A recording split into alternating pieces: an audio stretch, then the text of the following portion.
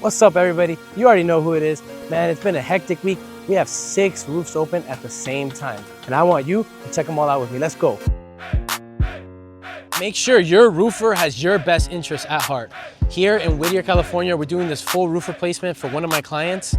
And when we scheduled the first inspection, they told me, oh, you're about 2 to 3 weeks out, and they wouldn't be able to do the roof sheeting inspection for that amount of time. I did not take no for an answer. I called the city, we got a next day inspection, and guess what? All I had to do was ask. Lots of roofers won't actually go above and beyond and do that for their clients.